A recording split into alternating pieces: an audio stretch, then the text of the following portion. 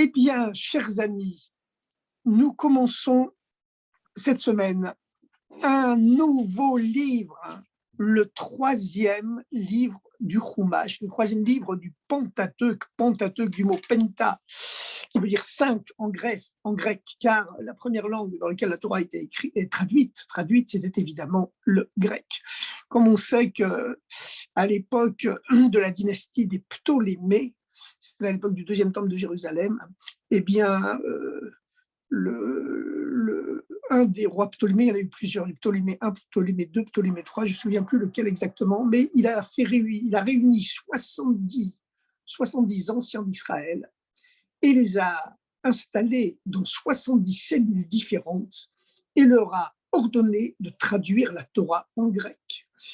Et il fallait faire attention de ne pas commettre d'erreur, et le bon Dieu les a inspirés. Au lieu de commencer la Torah et de la traduire littéralement, comme il est écrit, Bereshit, au commencement, Bara Elohim et Hashem et Haaretz, il créa, au commencement de la création par Dieu, par Elohim, du ciel et de la terre, comme l'explique Rashi, eh bien, ils ont commencé en citant le nom de Elohim en premier. Pourquoi ? Parce que dans la philosophie grecque, le monde, en vérité, n'avait pas eu de commencement. Donc, s'ils avaient commencé en disant au commencement, ben, les Grecs, les philosophes grecs, ils auraient dit ah voilà, les Juifs, ils pensent comme nous, ils pensent qu'il n'y a pas eu de commencement, ou alors même le commencement a toujours été, et le monde, l'univers a toujours été, c'est l'univers qui a créé Elohim. Donc, pour qu'il n'y ait pas de quiproquos et de fausses interprétations, alors ils ont changé finalement, adapté le sens littéral, et ils ont mis le nom de Elohim en premier. Voilà, ils ont mis le nom de Dieu, le nom d'Hachem en premier. Alors, c'est le Sefer Vaïkra qui vient à la suite de toute une série de parachiotes absolument dramatiques, parce qu'il y a l'épisode du veau d'or, la décision de Dieu d'exterminer les Juifs, puis finalement Moïse qui obtient in extremis le pardon du peuple juif, et puis Moïse qui casse les tables de la loi, et puis finalement les deuxièmes tables qui arrivent et qui sont encore beaucoup plus hautes que les premières, au point que le visage de Moshe se met à resplendir d'une lumière surnaturelle, rien que parce qu'il a été en contact avec les deuxièmes tables. Les premières tables, c'était celles qui exprimaient le niveau de juste qui n'a jamais péché, le niveau que les Hébreux, comme on les appelait à l'époque, les enfants d'Israël avaient lorsqu'ils sont sortis d'Égypte. Ils étaient comme des enfants qui viennent de naître. On dit que le peuple juif, lorsqu'il était en Égypte, était comme un fœtus dans le ventre de sa mère. Et la descente du peuple juif, eh ben, c'est l'expulsion du fœtus quand il est sorti d'Égypte. D'ailleurs, il a vraiment été expulsé d'Égypte. Ce sont les Égyptiens qui les ont chassés. Le pharaon, le premier, tellement ils avaient peur d'être tous. Mais ce qu'il faut savoir, c'est que ce qu'il faut savoir, c'est que, eh bien, il y a une petite distraction là, c'est que en vérité, il y a toute une série de parachiotes qui se suivent les unes des autres, qui s'encastrent, qui sont des parachiotes où véritablement, il y a l'ordre, le temple spirituel que Dieu montre à Moshe sur le mont Sinaï. Ça, c'est dans les deux premières parachiotes, Trouma et Tetzavé. Ensuite, il y a l'épisode du veau d'or qui vient tout casser. Et puis ensuite, il y a le temple matériel que Moshe montre aux enfants d'Israël. Et puis sa construction physique, ça, qui est le plus important. Mais une fois que le temple est construit, on verra plus tard dans les parachiotes suivants qu'il y aura le drame des deux fils d'Aaron qui meurent parce qu'ils sont accusés d'avoir offert un feu étranger devant Dieu le jour de l'inauguration du temple. Mais dans la fin du livre de Shemot, qu'on a lu, la paracha qu'on a lu cette semaine, hier, Shabbat, dans toutes les synagogues du monde, hier matin, eh bien, on voit que Moshe, une fois que le temple est construit, n'arrive pas à rentrer dans le temple, dans le Mishkan, le sanctuaire du désert, il n'arrive pas à rentrer. Pourquoi ? Parce que le Hanan, Mechassé, est à Mishkan, la nuée est tellement épaisse qu'elle recouvre tout le Mishkan et elle remplit le Mishkan et Moshe ne peut pas rentrer parce que la nuée remplit tout le Mishkan. Et alors, finalement, à quoi ça sert ? À quoi ça sert d'avoir construit ce temple puisque la nuée le remplit, que personne ne peut rentrer dedans ? Et à ce moment-là, c'est du fond de la nuée, du fond des ténèbres de la nuée, eh bien, la voix de Dieu retentit. retentit, et la voix de Dieu, elle retentit. Et c'est le premier verset de la paracha de cette semaine, Vaïkra El Moshe, du sein des ténèbres de la nuée, la voix retentit, la voix céleste retentit, elle vient du dessus de l'Arche Sainte, entre les Krouvim, comme Rachid explique bien dans ses commentaires. Et cette voix, eh bien, elle appelle Moshe. Mais qu'est-ce qu'il y a écrit? Il n'y a pas écrit Vaïkra Hachem El Moshe, que c'est Dieu qui appelle Moshe. Il y a écrit Vaïkra El Moshe. Il appelle Moshe, sans dire qui appelle. Et on sait très bien que lorsque il n'y a pas dit qui appelle, il s'agit du niveau de Dieu qui est au-delà des noms, qui est trop haut pour porter un nom. C'est ce niveau-là qui se dévoile depuis les ténèbres de la nuée. Alors qu'au début, Moshe pensait qu'il ne pourrait pas, qu'il pourrait jamais y rentrer. Enfin, on sait pas, je ne sais pas exactement ce qui s'est passé dans la vie de Moshe Rabbeinu à ce moment-là, mais en tout cas, c'est ce que nous dit la Torah. Donc finalement, on voit aujourd'hui que nous sommes à une époque, à un moment donné, il y a beaucoup de ténèbres, il y a beaucoup de ténèbres. Il y a un retour en arrière qui est fantastique quand on pense, qui est malheureusement fantastique, hein, quand on pense à toutes ces bénédictions, à toutes ces dimensions messianiques qui s'étaient mises en place il y a une trentaine d'années,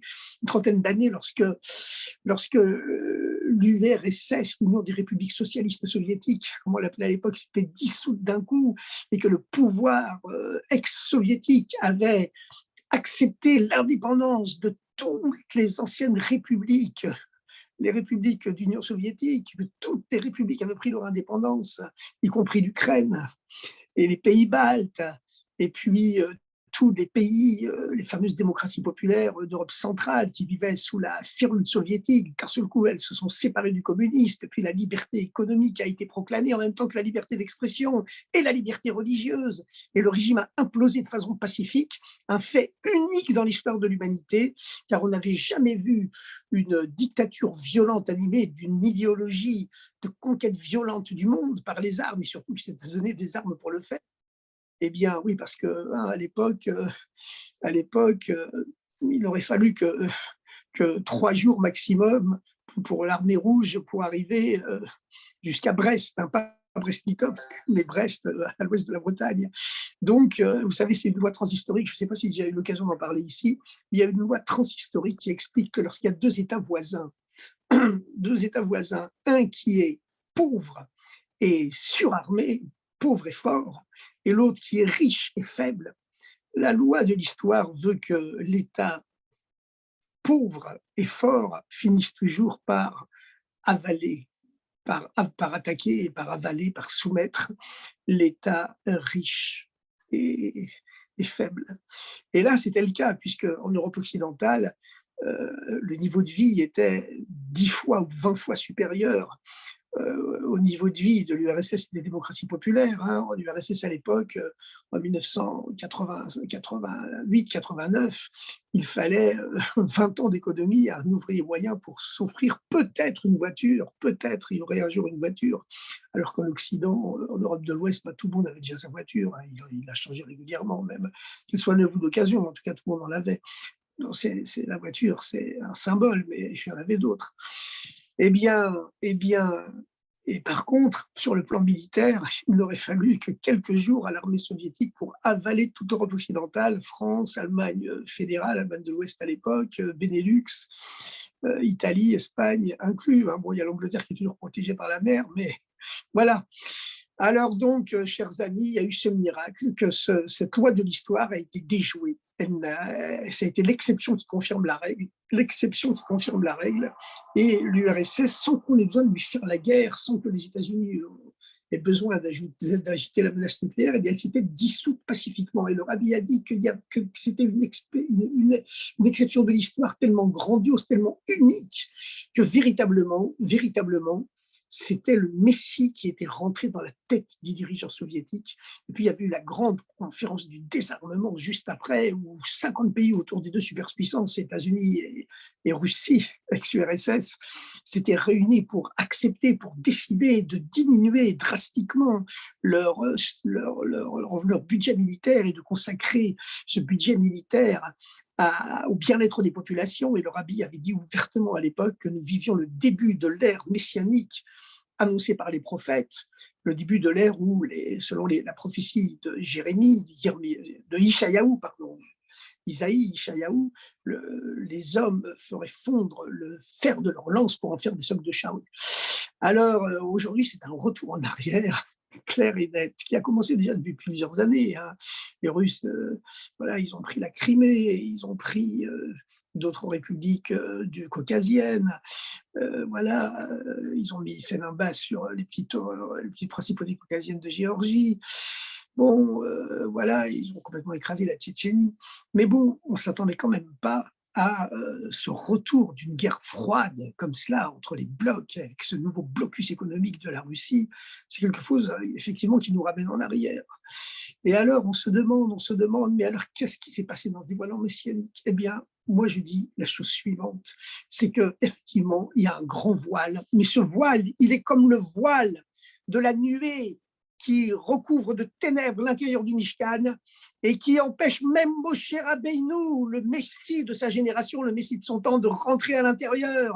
Et le voile est total. Et tout ça, ça vient évidemment à la racine de tout cela, ce fameux Tzimtzum, cette fameuse contraction par lesquelles Dieu a enlevé sa lumière de l'espace de l'existence pour qu'il y ait justement une place pour les mondes. Et c'est cela qui fait que chaque fois qu'un nouveau monde va naître, eh bien, il y a un Tzimtzum, il y a une contraction, une disparition apparente de la lumière divine, apparente évidemment, puisqu'en vérité, le Tzimtzum, c'est de lui-même qui se contracte, hein. Mais en vérité, de ces ténèbres qui interdisent même l'entrée du Messie dans le temple, puisque Moshe était le Messie de sa génération, eh bien, à chaque génération, il y a un Messie potentiel, tout dépend du niveau du monde, du niveau de l'humanité, s'il va se dévoiler ou non, si Dieu va le dévoiler ou non. Eh bien, retentit l'appel de Dieu qui est au-delà des noms, au-delà des noms. Donc, évidemment, nous prions pour qu'il y ait la paix, nous prions pour que ce Vladimir, ce qui est surprenant quand même, ce qui est étonnant, vraiment incroyable, c'est que, bon, on avait l'habitude des dictateurs, les dictateurs sanguinaires, en général, ils s'en prennent aux Juifs, hein.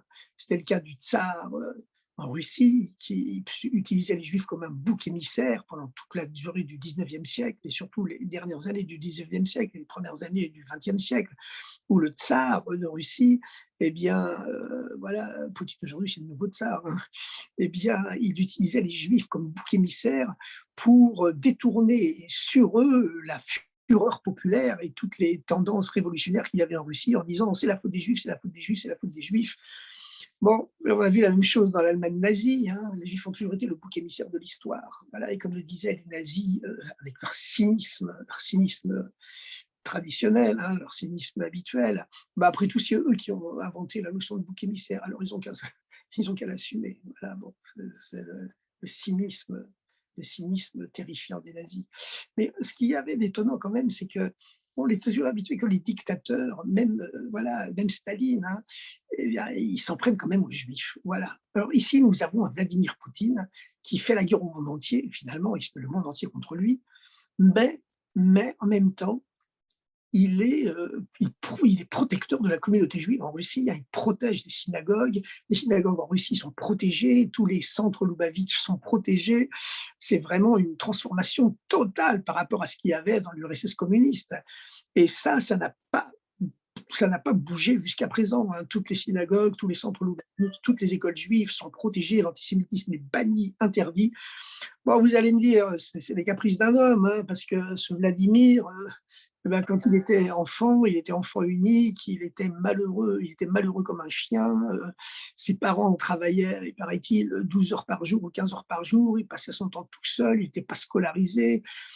Il traînait dans les rues et puis il avait une famille juive voisine qui l'avait quasiment adopté, qui le recevait comme un roi chez lui. Il participait à toutes les fêtes et il a raconté tout cela une fois lors d'une fête de Hanouka où il était invité d'honneur sur la place rouge pour allumer la menorah. Et il a pleuré en racontant cette histoire, en disant qu'il se souvient de lui. Il se souvient comment il était accueilli par cette famille qui lui donnait des vêtements chauds, qui lui donnait à manger, qui l'accueillait pour les fêtes et les Shabbats. Et tous les soirs même, c'est chez eux qu'il mangeait comme un roi. Il était quasiment adopté par cette famille juive. Il se souvenait avec émotion des fêtes, des chants pendant les fêtes, etc. etc. Et donc, du lavage des mains avant de manger le pain. Et donc, voilà, voilà, vous voyez ce que ça peut faire la vie, vous voyez ce que ça peut faire la vie, hein, ce que ça peut faire la vie, voilà. Comme dit Pierre Guillavot, ne méprise personne et ne méprise aucun objet non plus, parce qu'il n'est pas d'objet qui n'est pas sa place et il n'est pas d'être humain qui n'a pas son œuvre. En tout cas, voilà, donc c'est ce qui le différencie clairement de d'autres dictateurs de l'histoire. Bon, on peut comparer personne évidemment à Hitler, hein, et c'est même difficile de comparer quelqu'un à Staline, mais enfin, il y a quand même un point commun chez les dictateurs, c'est qu'ils ne tolèrent pas la critique, voilà, ni la contestation et ni l'opposition évidemment. Alors, lui par contre, à la différence d'un Staline qui, à la veille de sa mort, Staline préparait la déportation de tous les juifs d'Europe, de l'URSS européenne vers les confins de la Sibérie. Il est mort avant, bien sûr, heureusement il est mort avant. Il est mort d'ailleurs pendant la fête de Pourim, 1953, à l'époque où il préparait un gigantesque pogrom dans toute l'URSS, avec le fameux procès des blouses blanches, comme par hasard. Bon, l'histoire est connue, il y avait une dizaine de médecins qui avaient été accusés d'avoir voulu empoisonner Staline, qui était accusé d'avoir déjà cherché à empoisonner plusieurs hauts dirigeants soviétiques. Comme par hasard, sur les 10 médecins, il y en avait 9 qui étaient juifs.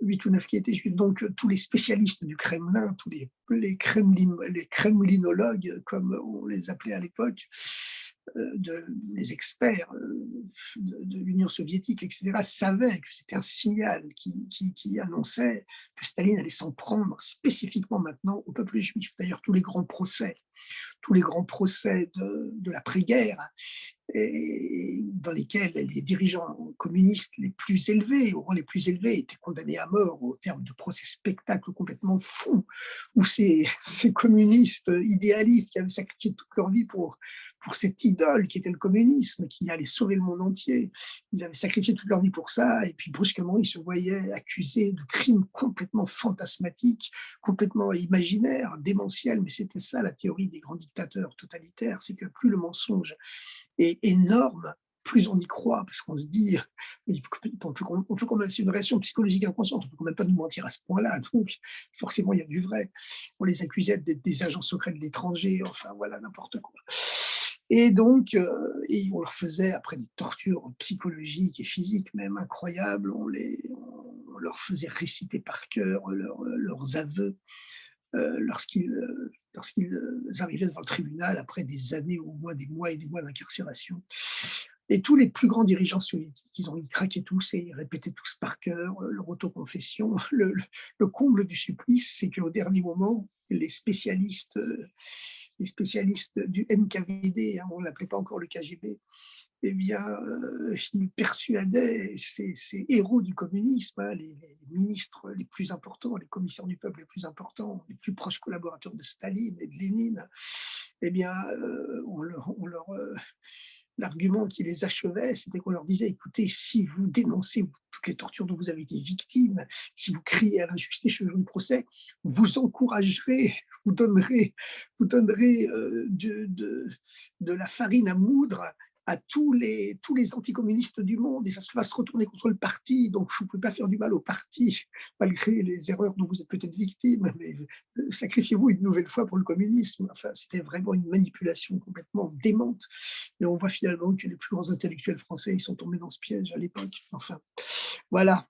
Alors quand même, voilà, c'est quand même une différence qu'il y a à notre époque, hein. C'est que même Mussolini, qui au départ n'était pas antisémite, sa maîtresse préférée, il en avait plusieurs, mais elle était juive même à l'origine, eh bien, finalement, en 1938, il a quand même édicté des lois, ce qu'on appelait en Italie les leggi razziali, les lois raciales, qui étaient uniquement des lois antisémites, hein. Racial, ça voulait dire antisémite et rien d'autre.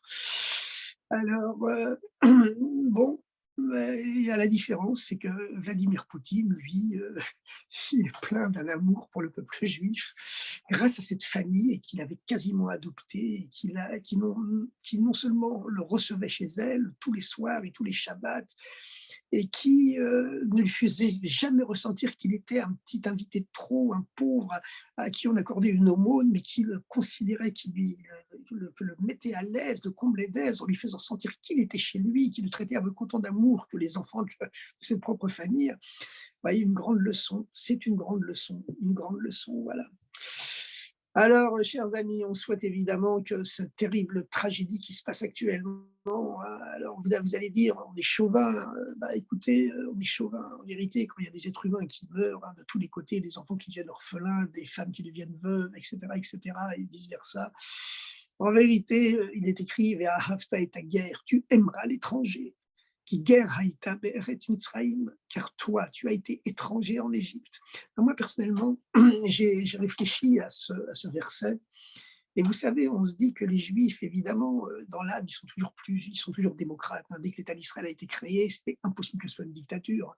Les Juifs qui ont tellement souffert de la dictature, du pouvoir totalitaire, du pouvoir absolutiste dans leur histoire, il était hors de question qu'ils se créent eux-mêmes un pouvoir totalitaire et absolutiste.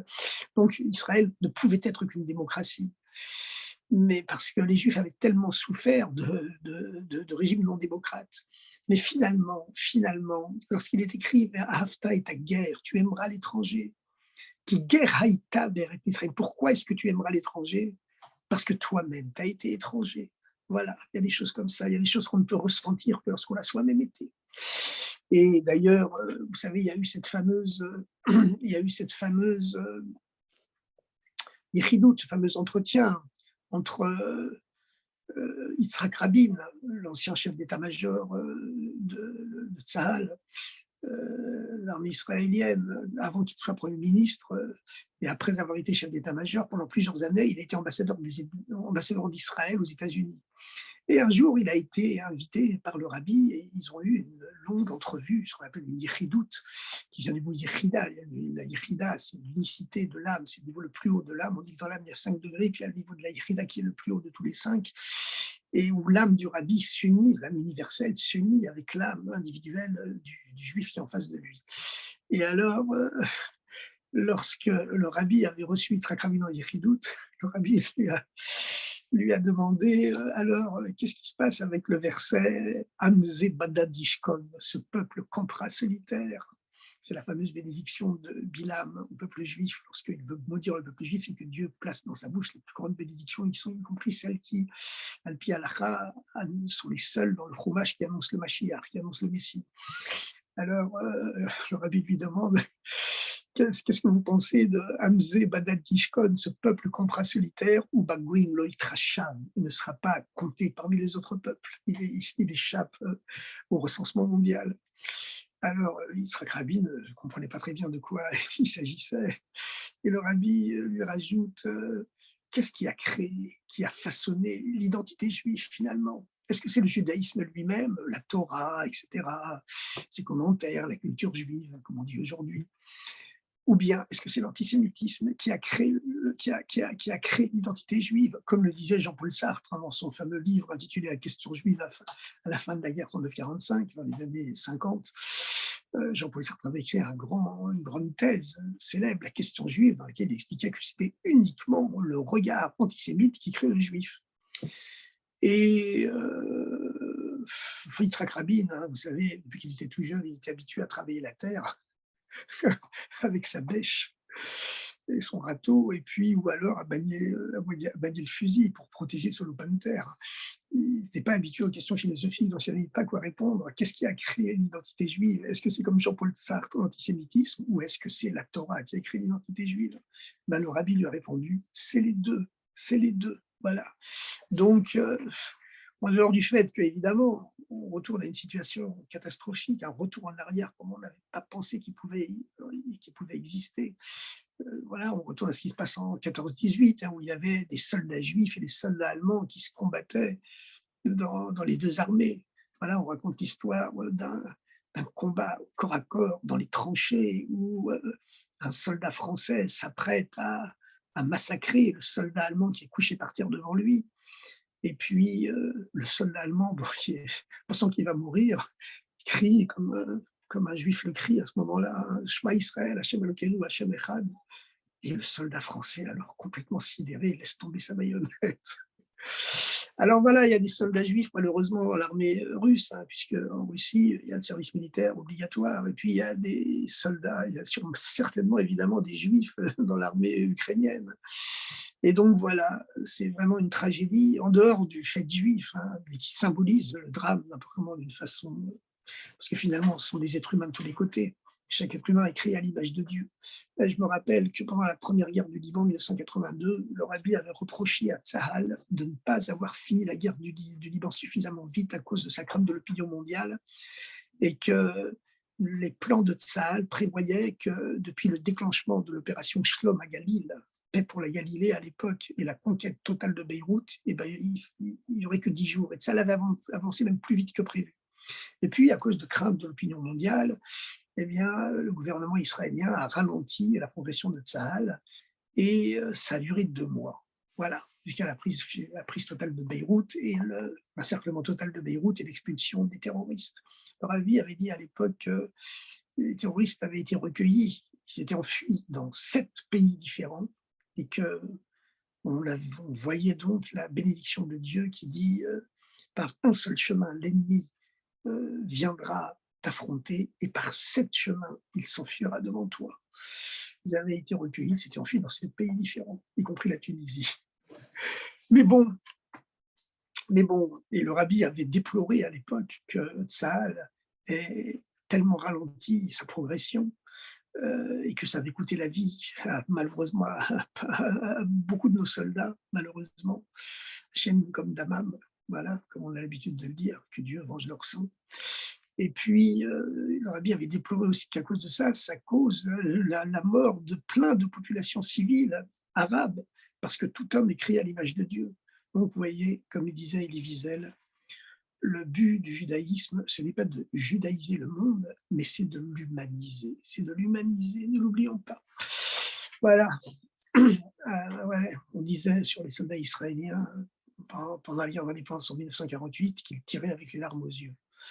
Bon, n'importe comment, n'importe comment, chers amis, il faut savoir une chose, c'est que ce retour en arrière, bah, il est clair, il existe, mais malheureusement, malheureusement bien sûr, mais en tout cas, il faut savoir une chose, c'est que ça ne reviendra jamais comme avant, ça ne reviendra jamais comme avant, parce que cette dimension messianique que le rabbi a dévoilée à l'intérieur du monde, elle restera là et elle continuera à protéger le monde, et en particulier à protéger tous les juifs du monde jusqu'à la venue de Mashiach. Ça, c'est la prophétie du Rabbi, que Eretz Israël, c'est l'endroit le plus sûr du monde, et que pas seulement les juifs d'Eretz Israël, mais tous les juifs sont protégés à notre époque.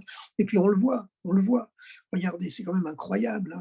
Les juifs qui sont les premiers à pouvoir être évacués d'Ukraine, et puis les juifs de Russie qui, miraculeusement, c'est encore une question d'histoire, sont complètement protégés par le dictateur en place, qui leur voue une sympathie comme il ne voue quasiment à aucun autre peuple. Bon, enfin, chers amis, tout ça, malgré tout, quand on réfléchit, ce sont aussi des signes messianiques. Alors, vous avez, on a tous la réponse facile, hein, on en a marre des signes, on veut voir Mashiach directement. Mais ça dépend de nous, ça dépend de nous, hein, finalement, ce Mashiach. Puis ça dépend peut-être surtout du bon Dieu, ça dépend surtout du bon Dieu. Parce que finalement, vous savez, il y a 2 opinions dans la Gemara, à terme d'une longue discussion. Est-ce que Mashiach il va venir de façon naturelle, c'est-à-dire en Tishri, parce que Tishri, c'est le mois de l'année où ce que Dieu requiert, c'est l'effort des êtres humains qui doivent s'élever vers lui par la Teshuvah, qui culmine avec Yom Kippour, qui se manifeste ensuite par la victoire du procès de Yom Kippour dans la fête de Sukkot. Et puis, voilà, où les Juifs sortent pour témoigner de leur victoire, ils sortent victorieusement dans les rues avec le loulav, qui est le signe de la victoire. Mais tout est parti d'un effort de l'être humain. Et c'est pour ça qu'au mois de Tishri, on prie pour la pluie, parce que la pluie, elle provient, comme le dit la Torah, hein, elle provient de la montée de l'évapotranspiration des océans et de la masse forestière mondiale vers le ciel. C'était cette montée de l'humidité terrestre vers le ciel, c'est ça qui crée la pluie. Et donc, cela témoigne, cela symbolise l'effort des êtres humains pour s'élever vers Dieu, pour qu'ensuite il y ait une pluie de bénédiction qui descende dans le monde, mais qui ne vient pas toute seule, qui vient par un effort d'élévation, un effort de montée. C'est pour ça qu'on prie pour le Geshem, pour la pluie, et pas pour la rosée, pendant le mois de Tishri, à Shmini Atzeret. Par contre, en Nissan, voilà, Nissan, c'est dans moins d'un mois maintenant, hein, eh bien, on prie pour la rosée, parce que la rosée, elle ne dépend pas des efforts humains. La rosée, elle tombe toute seule, elle ne s'arrête jamais. Et le mois de Nissan, c'est le mois des miracles, comme son nom l'indique, naissent. Voilà, même si les Juifs étaient, à l'époque, on ne les appelait pas encore les Juifs, on les appelait les Hébreux, ils étaient descendus à la 49e porte de l'impureté. Et en Égypte, bah, quand même, ils ont été sauvés par une intervention céleste. Bon, ils ont dû faire des efforts pour ça, avec le sacrifice du dieu de l'Égypte, hein, l'agneau pascal. Mais quand même, il y a eu une intervention surnaturelle, alors qu'en Tishri, le travail de Tishri, c'est un effort naturel des êtres humains qui doivent faire l'effort de s'élever vers Dieu. Voilà. Maintenant, après, il y a une grande discussion pour savoir si le Mashiach vient en Tishri, c'est-à-dire par les efforts des hommes, ou s'il vient en Nissan, c'est-à-dire par un miracle surnaturel de Dieu. Après une très très longue discussion, et bien finalement, la halakha, c'est qu'il vient en Nissan, il vient par un miracle de Dieu. Alors ce miracle, bien sûr, il doit être précédé, il doit être accompagné par les efforts des êtres humains, mais quand même, finalement, ce Mashiach, hein, voilà, c'est sûr qu'il faut un effort supplémentaire de chacun de nous, arriver à se dépasser soi-même. Et c'est ce à quoi nous convie la paracha de cette semaine, qui est la paracha du sacrifice. La paracha du sacrifice. Alors évidemment, il y a tout le Sefer Vaïkra, le troisième livre. Hein. Le chiffre 3, c'est le chiffre de la Torah, c'est le chiffre de la création du monde. La Torah a été donnée, c'est écrit ainsi dans le Talmud, hein, la Torah triple, elle est composée de 3 parties, Torah, Nevim, Ketuvim. La Torah, c'est-à-dire le Chumash, les 5 livres de de Moïse, Nevim, les prophètes, Ketuvim, les hagiographes, les écrits. Voilà. Et cette Torah triple a été donnée au peuple triple, Kohanim, Lévim, Israélim, par le troisième, Moshe Rabbeinu, qui était le troisième enfant de sa famille, après Myriam, l'aîné, Aaron. Et le troisième jour, c'était un mardi que la Torah a été donnée, du troisième mois, le mois de Sivan, qui est le troisième mois biblique après Nissan et Sivan. Et donc, ce chiffre 3, c'est le chiffre sur lequel repose également tout l'équilibre des sphirotes. Hein. Tout l'axe des sphirotes repose sur le chiffre 3. À droite, le chesed, la bonté de Dieu, à gauche, la rigueur, et au milieu, la tiferet, la miséricorde, qui est supérieure à la fois à la bonté et à la rigueur, et qui peut donc les réunifier dans une dimension supérieure. En tout cas, le Mashiach, donc, il vient finalement, il vient surtout par un miracle de Dieu, bien qu'il vienne par les efforts des hommes. C'est la raison pour laquelle la discussion est très longue et très serrée dans le Talmud, parce que les efforts des hommes, ils ont quand même une place. Avant que la halakha le tranche, qui vient finalement en Nissan, c'est-à-dire symboliquement de façon miraculeuse. Et mais finalement, les miracles les plus hauts, ce sont ceux qui s'habillent dans la nature, comme ce qui s'est passé il y a 30 ans avec l'implosion de l'URSS. Donc finalement, cette dimension messianique du Rabbi, elle restera. Elle restera. Vous savez, dans la paracha de Noach, il est écrit qu'à la fin du déluge, Dieu a juré devant l'arc-en-ciel qu'il n'y aurait plus jamais de déluge. Ben finalement, pourquoi Dieu n'avait pas juré devant l'arc-en-ciel qu'il n'y aurait jamais de déluge lorsque Dieu a créé le monde? Ben parce que quand Dieu a créé le monde, il n'y avait pas de conscience d'ego qui existait. Il n'y avait pas de terre ferme. L'eau recouvrait tout. Et il n'y avait pas symboliquement, d'après la Kabbalah, il n'y avait même pas de terre en dessous de l'eau. L'eau, le monde était maïm be maïm, eau dans l'eau. Voilà. Et la seule conscience qu'il y avait, c'était la louange de Dieu qui montait de cette eau. L'eau, c'est une masse indifférenciée qui symbolise une absence totale d'ego, une osmose totale avec la pensée divine. Contrairement à la terre ferme, sèche, qui ne bouge pas et qui symbolise donc l'ego humain. Bon, ensuite, il y avait eu la séparation entre les eaux célestes et les eaux terrestres, les plaisirs spirituels et les plaisirs matériels. Il y avait eu la séparation entre la masse océanique et la masse continentale, c'est-à-dire l'apparition de l'ego. Et puis ensuite, avec le déluge, il y avait eu un retour à la pureté originaire où l'eau du premier jour avait de nouveau recouvert toute la terre. Mais cette fois-ci, elle recouvrait la terre qui existait, une terre ferme qui existait. Et cette eau originaire, elle s'est asséchée petit à petit, mais une trace de cette eau originaire a toujours continué à pénétrer la terre. C'est-à-dire qu'il y a eu un souvenir de ce déluge, une pureté primordiale, une purification, une pureté primordiale qui est restée imprégnée dans les égos humains, même de façon inconsciente, et qui allait faire en sorte que le monde ne pourrait plus jamais être autant dégénéré qu'avant. Et c'est la raison pour laquelle Dieu a pu jurer dans l'arc-en-ciel que cette fois-ci, il n'y aurait plus de déluge. Ben, la même chose, hein, je dis la même chose, évidemment à un autre degré, mais il y a eu une dimension messianique qui a habité le monde lorsque le rabbi était là physiquement, à travers le rabbi qui a imprégné le monde avec ces miracles complètement fabuleux de la guerre du Golfe, où seul contre le monde entier, le rabbi disait Israël est l'endroit le plus sûr du monde, pas besoin de masque à gaz, etc., en contredisant tout ce que disait le monde entier, y compris les services secrets israéliens. C'était quelque chose de complètement fou, un miracle de niveau biblique, hein, comme on voit Moshe face à la mer, qui dit à tous les Hébreux devant lui taisez-vous, on avance.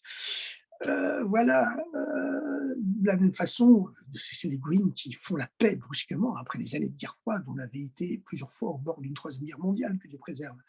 Alors finalement, cette dimension messianique qui s'est dévoilée dans le monde à l'époque du rabbi, à travers le rabbi bien sûr, parce que le rabbi c'était l'âme universelle qui recevait en lui cette dimension messianique de Dieu et qui la diffusait dans toutes les âmes du monde, puisque toutes les âmes du monde sont incluses à l'intérieur du rabbi, du Messie qui existe à chaque génération. Et bien, cette dimension messianique, elle reste là. Alors maintenant, il y a un grand retour en arrière. Il y avait aussi des tas de retours en arrière après le déluge, hein. Il y en a eu plein, mais ça ne sera plus jamais comme avant. Ça ne sera plus jamais comme avant. Et on le voit quand même de façon miraculeuse que les Juifs sont quand même relativement miraculeusement protégés. Ils sont protégés dans la dictature russe, où ils conservent une liberté totale de religion, etc., etc. Et puis, même en Ukraine, on peut les évacuer. Sont les premiers à être évacués. Tous les shluchim ont pu être évacués, en tout cas ceux qui le voulaient. Alors maintenant, évidemment, on prie pour la paix, parce qu'évidemment, l'ère messianique, c'est que tous les peuples font la paix. Voilà, il n'y a plus du tout de guerre. Voilà. Alors maintenant, parlons un peu de cette paracha de cette semaine, puisque la vraie actualité, c'est la paracha de la semaine.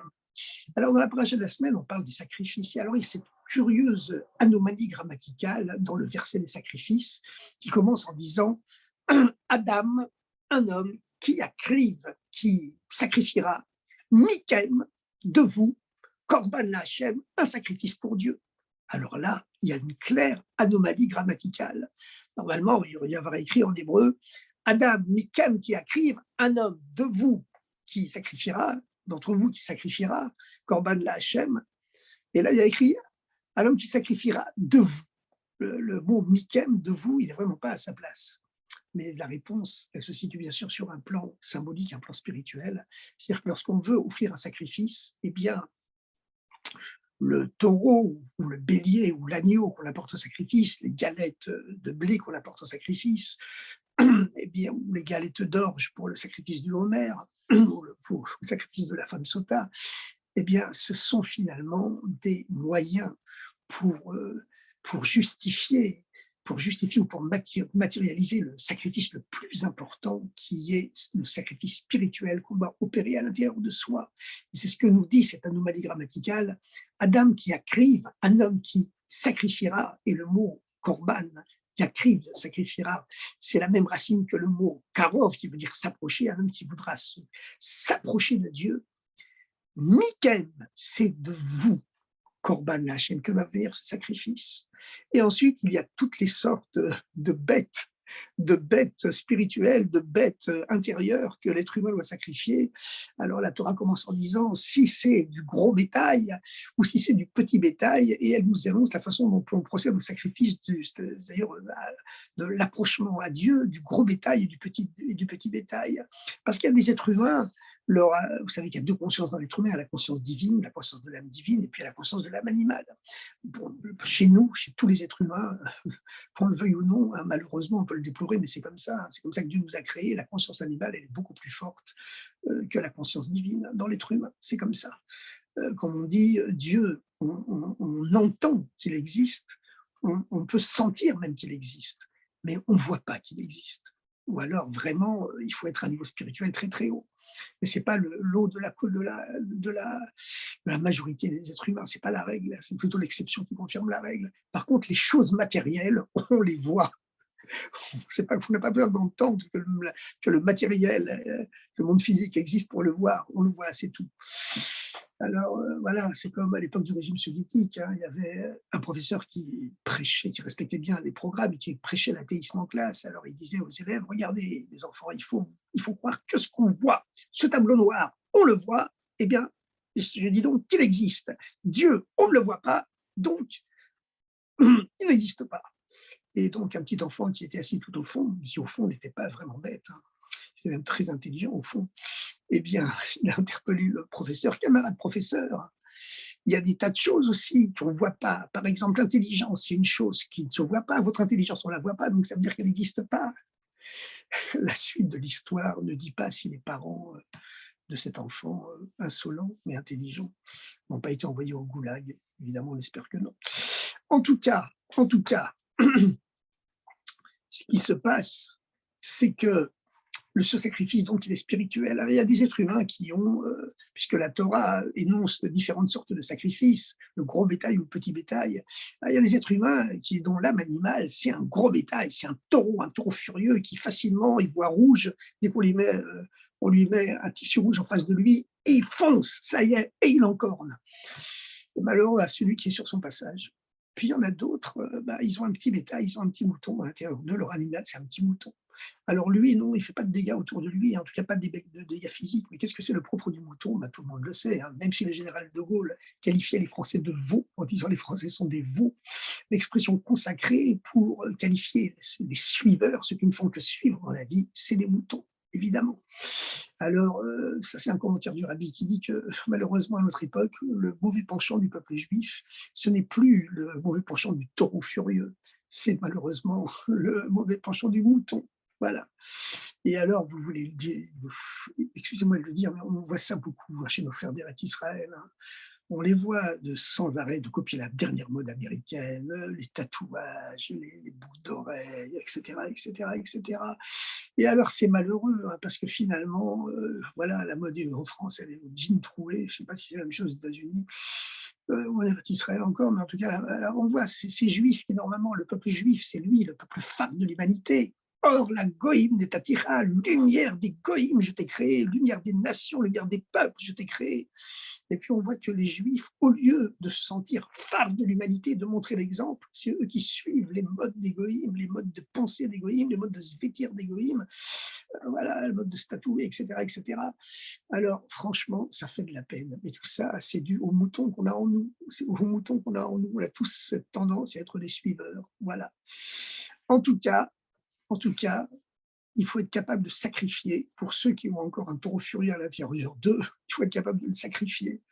Et puis, il faut aussi, pour la majorité d'entre nous, qui ont surtout un mouton, un petit mouton inoffensif, mais ce danger de suivre, il est peut-être plus dangereux encore, plus terrifiant que le danger du taureau. Comme on sait que finalement, ce qui a causé la réussite des régimes totalitaires, c'est que les gens suivaient, c'est que les gens suivaient. Voilà. Alors, ce petit mouton qu'il y a en nous, il faut être capable de le sacrifier pour Dieu. Voilà.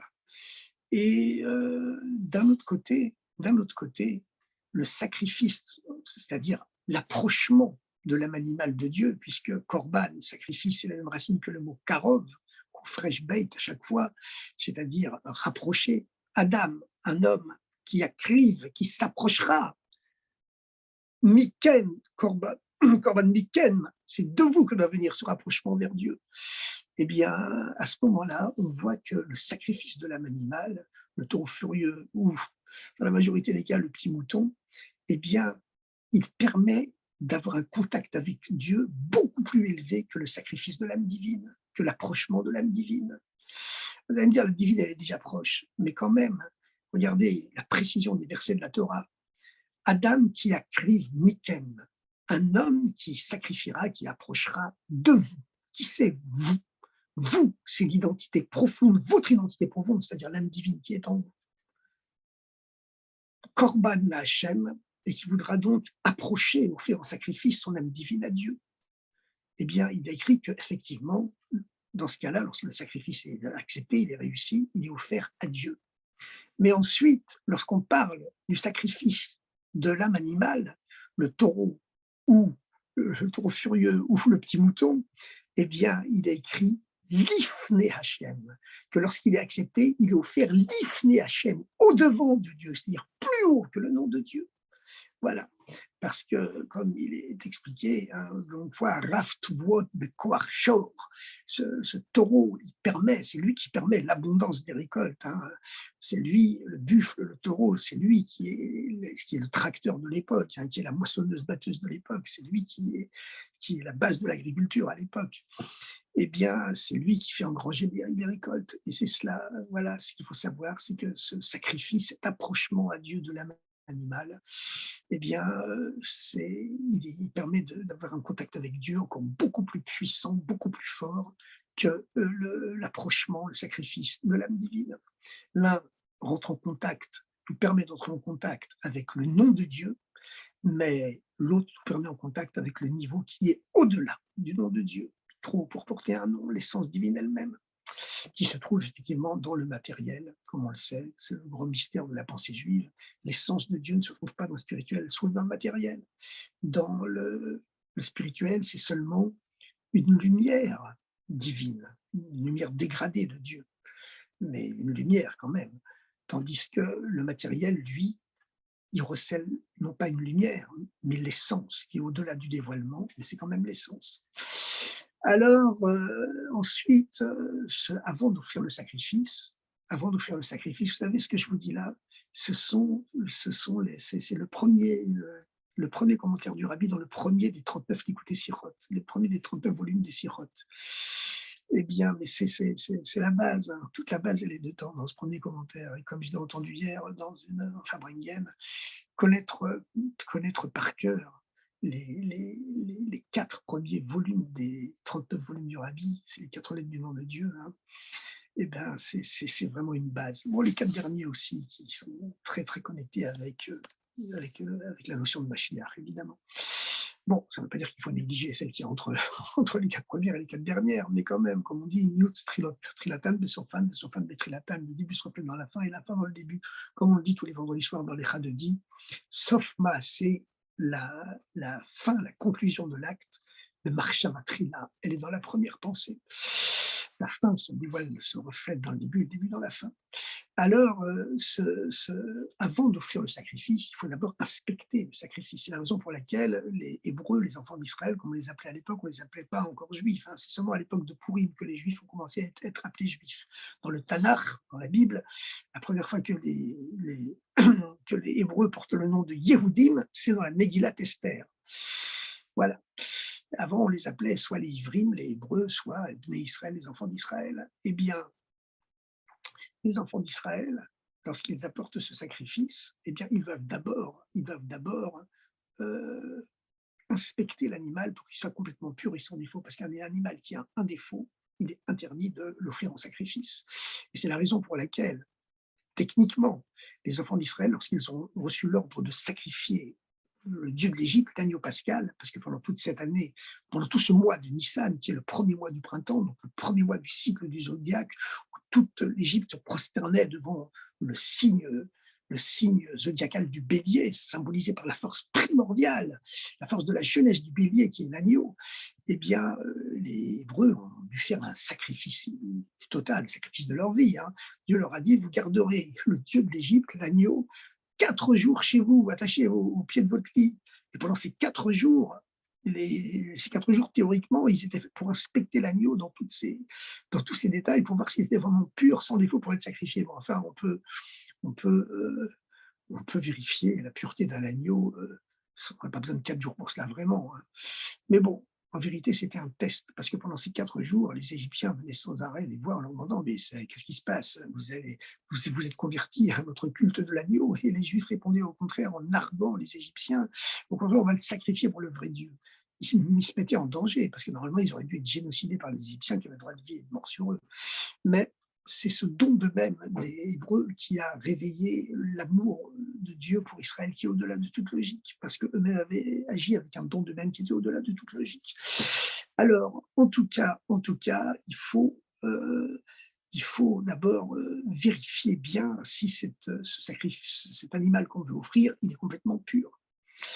Alors, maintenant, on peut toujours poser la question, enfin, ça fait un peu barbare d'offrir des sacrifices. Alors effectivement, vous savez, il y a une violence dans la création du monde qu'on a du mal à comprendre, mais il faut savoir une chose, c'est que le sacrifice, c'est un moyen d'offrir vers Dieu les 3 règnes inférieurs de la création.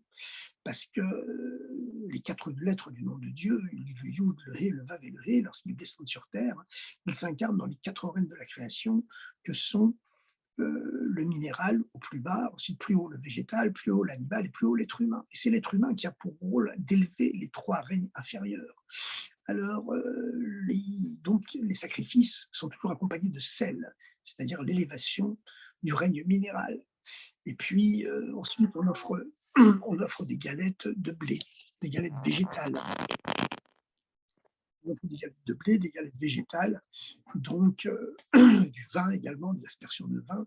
Donc ça, c'est le règne végétal qui s'élève vers Dieu par ses offrandes, par ses sacrifices. Et puis on offre les animaux, c'est le règne animal qui est élevé vers Dieu. C'est-à-dire que chaque fois qu'un animal a été immolé, évidemment, on prend toutes les précautions pour que les animaux ne souffrent pas. Vous savez que le shochet, l'abatteur rituel, avant de procéder à l'abattement d'une bête, il doit inspecter véritablement à chaque fois sur son ongle le, la pureté du couteau, qui ne doit n'avoir aucune ébréchure pour ne pas causer une souffrance inutile à l'animal. Et voilà. Parce qu'on n'a pas le droit de profiter de la souffrance d'un être vivant. Alors maintenant, il y a donc ce mystère du sacrifice qui permet d'élever vers Dieu les 3 règnes inférieurs de la création. Voilà. Alors, évidemment, la même chose pour le sacrifice spirituel. Hein. Le sacrifice spirituel, c'est pareil. Et on veut offrir à Dieu son âme divine, qui nous permet de nous unifier avec le Divo qui s'exprime par Yud Kevavke, le nom de Dieu, et puis apporter vers Dieu, approcher de Dieu notre âme animale. Et ça, nous permet de connecter à Dieu à un niveau qui est plus haut que le nom de Dieu. Mais avant cela, il faut d'abord inspecter la bête qui est en nous pour voir si elle est pure de tout défaut. Et dans ce commentaire, le rabbi dit, il rappelle ce qui est écrit dans le Tanya, qu'il faut même faire de temps en temps un bilan spirituel. Un bilan spirituel, même sur les années qui ont précédé la bar mitzvah, même des années qui ont précédé la bar mitzvah. Bon, Rav Asimov, je me souviens, Rav Moulé Asimov, comme on l'appelait, il nous disait toujours que c'était un grand guide spirituel. Il nous disait toujours que ce bilan spirituel, hein, il doit être circoncis à certains moments très précis. Lorsqu'on se laisse envahir par une idée de remords, de regret, au beau milieu de la journée comme ça, alors qu'on est occupé à autre chose, il nous vient un regret sur les fautes qu'on a faites, après la bar mitzvah ou avant, peu importe. Ça, c'est toujours du mauvais côté, du mauvais penchant. Les bilans spirituels, il doit être circonscrit à certains moments très précis et il ne doit jamais dépasser ce moment qu'on a choisi.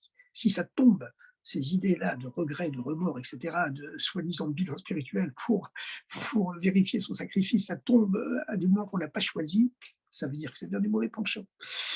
Donc, il nous disait que, évidemment, il ne fallait pas le faire tous les jours. Hein. C'est seulement à certains moments, comme un commerçant qui fait un bilan, à certains moments de la vie seulement, à certains moments de l'année, mais pas tout. Mais voilà. Ensuite, chacun selon son rave, si ça doit être une fois par semaine, ou une fois par mois, ou à d'autres moments encore.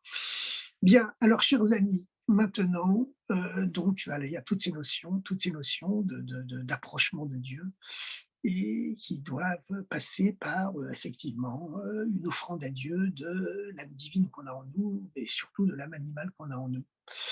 Et tout ça, qu'est-ce qui nous permet de réaliser, de bien réaliser cet approchement vers Dieu, puisqu'encore une fois, le sacrifice Corban a la même racine que le mot karov, kirou, rapprochement.